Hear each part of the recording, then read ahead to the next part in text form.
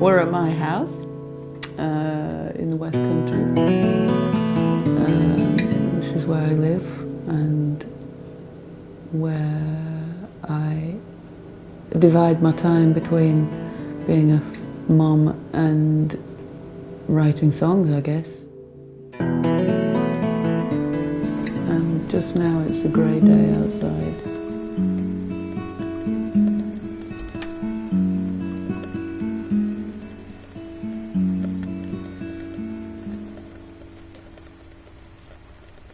There's a whole world waiting.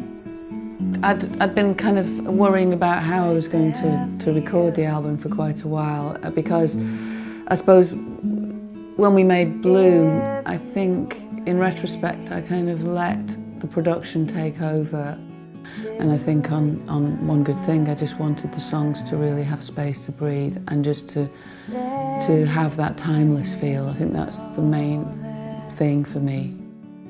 I've been listening to a lot of singer-songwriters, and I think what I'd noticed was that you'd see someone play live and it would be really beautiful, and you'd hear their songs with just a voice and guitar, and then they'd make a record and they'd get a full band in or something, and it would suddenly sound awful. And so I went back to first principles, I suppose, with this record, and listened to stuff like, you know, Nick Drake's 5 Leaves Left and Nico's Chelsea Girl, and kind of harks back to that whole idea of the fact that you've got, you know, somebody just singing and playing at the same time in the studio, real time. I recorded the guitar and voice at Andy Barlow's studio, my lamb brother, and it was kind of it was just again a chance happening. I had romantic notions of going out to the mountains of California to record this record, you know, and at the end of the day that didn't pan out. So I was talking to Andy one day, and we were just hanging out, playing records, and I was talking to him about the way I wanted my record to sound, and he was like, well, hang on a minute, we could do it at my place, you know. He's got some really nice mics and some really nice analog outboard and stuff. And that's what we did. Most of the songs were done in kind of 2 or 3 takes, really. Just after I finished recording Bloom, my sister very tragically committed suicide, which was a very heartbreaking experience, a life-changing one as well. And so I was left in a very vulnerable space, and then the relationship that I was trying to sustain long distance broke down as well, and that, I guess, was the final straw. So I think I went into a kind of meltdown, free fall. 2 things kept me going, and one was the mere existence of my children, the fact that I needed to be there for them, and the other thing was music. I think for a long time I thought I was a city dweller,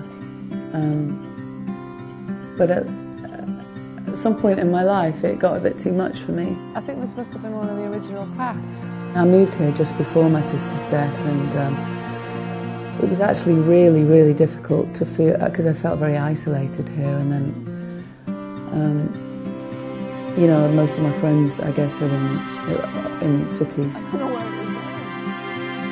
I remember just having nights here where I just, with no one to turn to, really. The kids were in bed, and I'd go out and just lie in the field and look up at the stars or something, you know. But I think, in retrospect, that isolation was really important. I think it's been such a growing process. Writing songs is a need, I think, during this time particularly. It was the most amazing way of processing a lot of those feelings. There he is. There's his wife.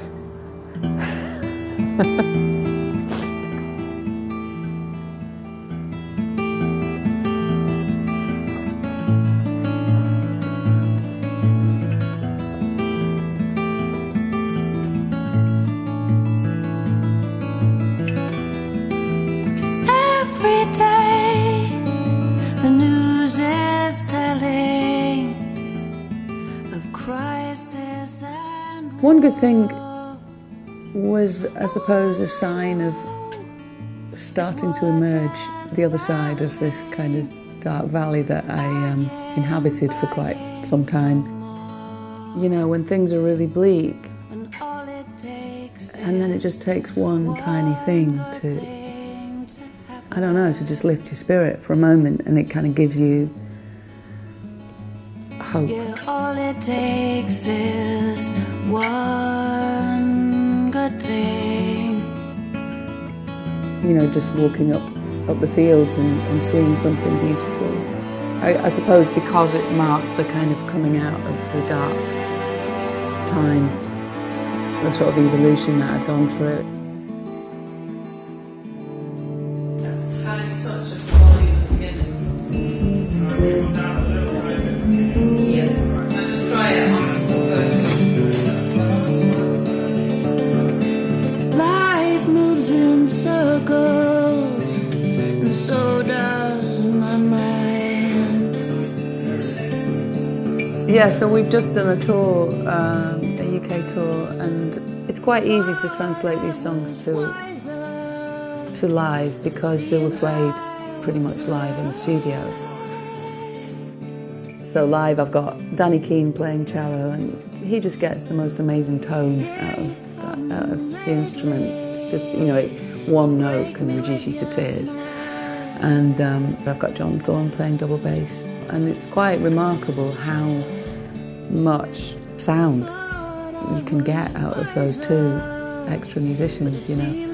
I get the goosebumps when they start playing sometimes. I'm just wrapped in this beautiful sound when I'm on stage, you know. It's awesome. 7 years later, 6,000 miles.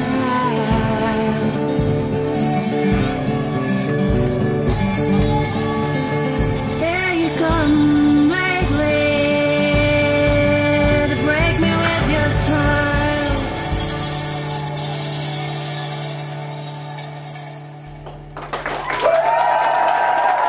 Thank you. Amen.